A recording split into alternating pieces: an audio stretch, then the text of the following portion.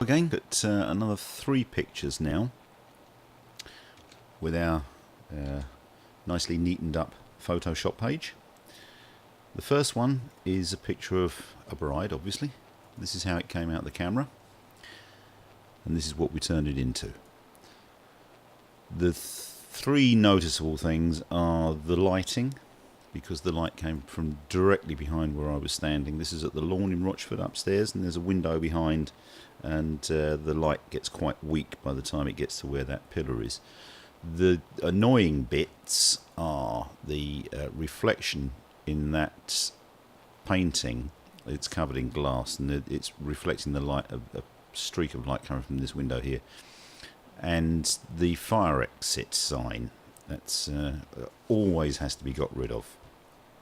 I'll just zoom in on that just so that you can have a closer look at what occurs. It goes from that to that, and that, once you know the tool that you use to do that, which isn't the obvious one, will take you 10 seconds to get rid of it, if that.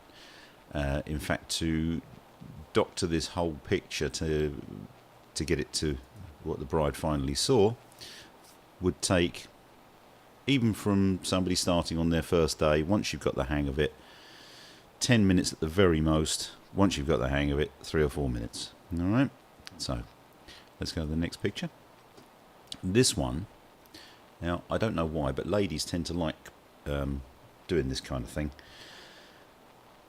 Just here we have the laughter lines, and they're accentuated because this company wanted me to photograph their staff with the light off to one side, an acute angle, because they were going to be putting graphics to the left. The picture was actually a landscape picture with each person pushed up to the right hand side, if that makes sense. So I knew that we were going to have this problem with everybody, ladies and fellas, but it is pretty simple to adjust.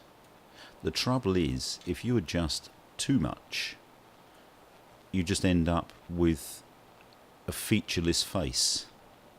Now, we don't want a featureless face. We want this lady to at least show us that she's laughed a fair amount during her life. So if we just worked on this using, again, a couple of little tools, there's not many, we can enhance the hair, we can change the shade, we can give it a little bit more contrast, and we can reduce this.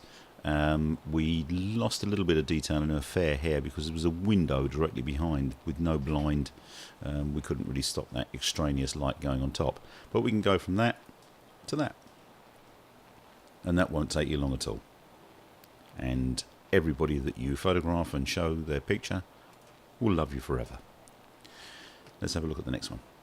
This one is if you have an adventurous young person or an adventurous grown-up person, someone who's prone to flights of fancy. With this was a picture of our little grandson just on a trading estate near where we live, and he had a remote control Dalek. He was obsessed with Doctor Who at this point, so I took him round there, took a picture of him attempting to escape from his Dalek, which was only 10-12 inches high, and then we took some pictures of some mud, pictures of some sky, and this is the one he took to school. Now, which one do you think he actually preferred? He's going to get brownie points at school for that one, because it looks like he's actually fleeing an alien planet from the Dalek invasion. That's it. You'll learn all of that in 4.5 hours. If you come along to one of our Photoshop days, you've got the details, and I hope to see you at one at some point. I will speak to you soon. Cheers.